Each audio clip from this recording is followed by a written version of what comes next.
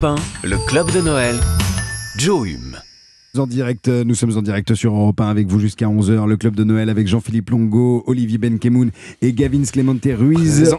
Olivier, Voilà. Oui. votre indispensable du jour, un coffret de films rares de Fernandel. Il faisait un temps superbe, je me suis assis sur l'herbe, Félicie. Qu'est-ce qu'elle a fait Aussi.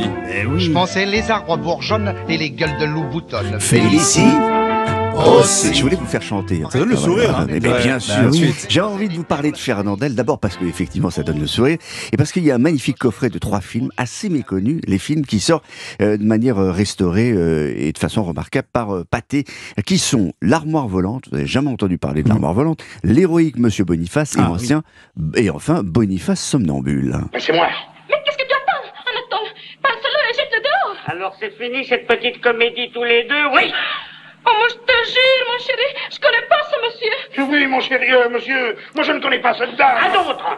Voilà. Alors monsieur croyait que j'étais parti à la chasse, hein, comme d'habitude. Ah, Seulement, voilà, oui. je ne suis pas parti. Fernandel n'est pas tout seul. Ah, il y a Louis de Funès. Bien sûr. Mais Fernandel est somnambule et se retrouve dans le lit d'une dame. Bon, ce qui arrive. Il abandonne le somnambulisme. La suite c'est la suite de l'héroïque Monsieur Boniface, film donc méconnu dans lequel Fernandel, cheveux gominés en arrière, Monsieur Boniface est un modeste étalagiste. Il travaille dans un magasin de tissus fréquenté par des dames qui ne s'intéressent pas beaucoup à lui jusqu'au jour, effectivement, où il trouve un cadavre dans son lit, fait fuir un gang de bandits et va devenir une gloire nationale. Vous ne me connaissez pas, je suis monsieur Boniface.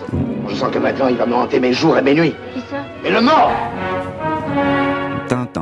Ce film de Maurice Labro de 1949 mêle comédie de gangster et humour noir. Fernandel est absolument formidable et il est déjà au sommet de sa popularité. Il n'a pas encore tourné Don Camillo, mais il a fait Les Pagnols et à l'image sur l'écran, il cabotille, il en fait des tonnes. Il y a des plans de lui sans arrêt. Enfin, d'ailleurs, tout est sur lui. Cet héroïque Monsieur Boniface fera 3 millions d'entrées en salle. Ouais, tout de même. La raison pour laquelle il y a eu une suite.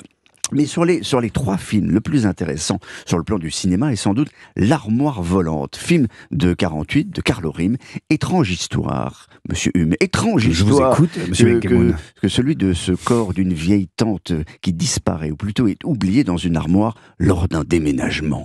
Tiens, bonsoir, cher ami. Bonsoir, monsieur le commissaire. Tu es encore là, toi? Vous n'aimez pas les mendiants? J'ai horreur de l'accordéon.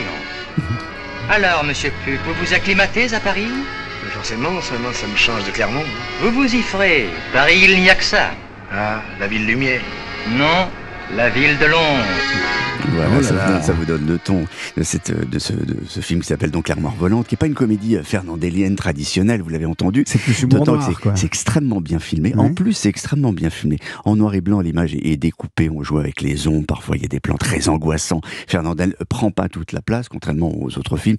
Merveilleux chef opérateur qui a fait ça, qui s'appelait Nicolas Hier, qui travaillera ensuite avec Melville, avec Clouseau sur Le Corbeau, et même avec Cocteau sur Orphée. C'est hyper expressionniste, si vous voulez. J'adore ça. Fernandel en chanson, c'est peut-être, vous le savez, parce que à chaque fois dans tous ces films, pas dans L'Armoire Volante, dans les autres, il y a une chanson au milieu. Interprété par Fernandel. Et on vient aussi voir Fernandel chanter. Mais c'est peut-être le chansonnier qui a le plus célébré les prénoms français. C'est vrai. Les prénoms aujourd'hui disparus d'ailleurs. Ces prénoms étaient en général le titre d'un film où la chanson donc était comme celle-là. Barnabé, Barnabé, c'est assez facile à épeler. Barnabé, Barnabé, B-A-R-B-A-N-A-B et B. Qui s'appelle Énormément de Félicie et de Barnabé. Qui s'appelle encore Barnabé Dans Félicie. l'entourage. Exactement. C'est rare.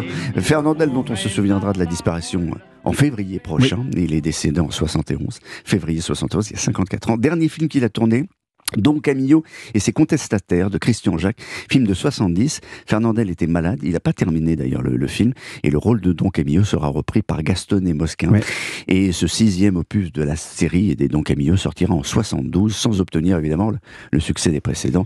Don Camillo, et cette série qui a été l'un des plus grands succès populaires, qui continue régulièrement à être diffusé à la télé, bien sûr. Et depuis quand vous êtes plus confessé? Depuis 1918. 1918. Imaginez un peu le nombre de péchés que vous avez dû commettre. Avec ces idées que vous avez dans la tête.